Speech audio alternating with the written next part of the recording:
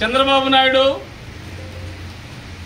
దళితుల ఓట్లు ఒకే పార్టీకి పోతాయన్న దుర్మార్గమైన ఆలోచనతో ఆ రోజు ఏబిసిడి వర్గీకరణ చేశాడు రాజు కమిషన్ రిపోర్టు ప్రకారం. తర్వాత దీని విషయంగా కూడా ఆర్డినెన్స్ తెస్తే ఆర్డినెన్స్ను హైకోర్టు కొట్టేసింది. దీనిపైన సుప్రీంకోర్టుకు ఈవి చెన్నయ్య వర్సెస్ ఏపీ గవర్నమెంట్ పోతే 2004లో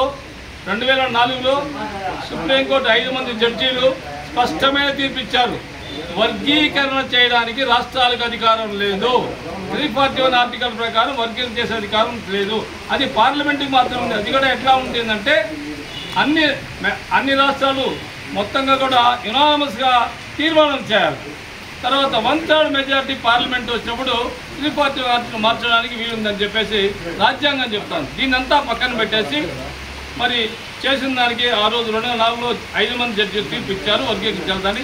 దీనిపైన మళ్ళీ పంజాబ్ గవర్నమెంట్ పోతే దాన్ని దృష్టిలో పెట్టుకునేసి ఈ ఆగస్టు 1న ఒక సుప్రీంకోర్టు అప్రజాస్వామికమైన రాజ్యాంగ వ్యతిరేకమైన జడ్జిమెంట్ ఇచ్చింది. ఎందుకు అప్రజాస్వామిక రాజ్యాంగ వ్యతిరేకం అంటున్నామంటే ప్రధాన కారణం ఉంది. ఇంకోటి ఏమంటే మోడీ ప్రభావిత జడ్జిమెంట్ ఇది. ఫిబ్రవరి నెలలో రిజర్వ్లో పెట్టే జడ్జిమెంటు ఆగస్టు 1 ఇచ్చారు. ఈ మధ్యకాలం ఏమైందండి? ఫిబ్రవరిలో రిజర్వ్ పెట్టిన జడ్జిమెంట్ను ఆగస్టులో మాత్రం ఎందుకు ఇవ్వాలా? మార్చిలో ఇవ్వకూడదా? ఇవ్వలా వీళ్ళు. దీన్ని ఎన్నికల్లో ఓట్లు పోతాయని మోడీ, చంద్రబాబు, పవన్ కళ్యాణ్ అంతా కూడా ఆలోచన చేసి అట్లాగే పెట్టి ఆగస్టు 1న ఇష్యూ చేశారు. దీంట్లో ఏముంది?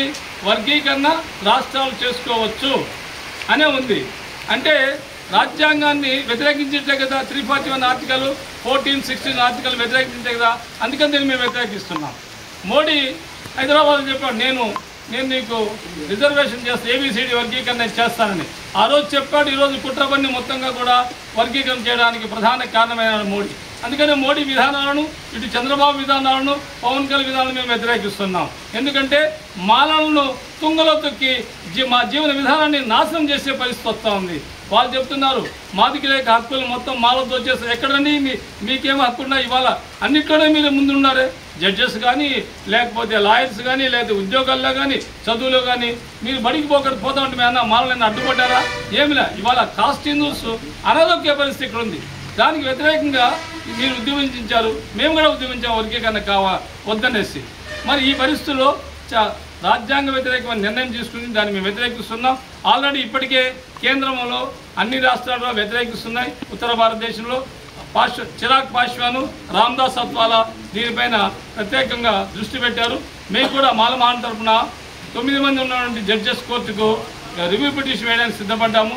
మరి మాలలో ఒకటే చెప్పేది, అప్రజాస్వామిక విధానాలు ఈ దేశంలో జరుగుతూ ఉంది, ఈ రాష్ట్రంలో జరుగుతూ ఉంది. మాలను చైతన్యవంతంగా తిరుగుబాటు చేయాల్సిన ఆవశ్యకత ఉంది. మన పోరాటం ప్రజాస్వామికమైనది. డాక్టర్ బాబాసాహెబ్ అంబేద్కర్ ఇచ్చినటువంటి సామాజిక న్యాయం కోసం మనం ఉద్యమిద్దాం. మాలకు జరిగిన అన్యాయాన్ని ఇవాళ కోర్టు ద్వారా మళ్ళీ మనం పొందుతాము.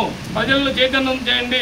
ప్రతి మండలాల్లోన ఉద్యమాలు తీసుకొచ్చి ప్రభుత్వ వ్యతిరేక విధానాలను ఎండగట్టాలా. వర్గీకరణ రాజ్యాంగ విరుద్ధం అనేసి చంద్రచూడ్ మోడీ చెప్పినట్టు చేశాడు తప్ప రాజ్యాంగపరంగా చేయలేదని చెప్పాం. ఎందుకంటే ఆ 7 మందిలో ఒక మేడం చెప్పేది స్పష్టంగా, it is violation of the constitution according to 341 article అని చెప్పి స్పష్టంగా చెప్పింది. అంతేకాకుండా నిన్న హిందువులు డీటెయిల్డ్గా ఇచ్చారు.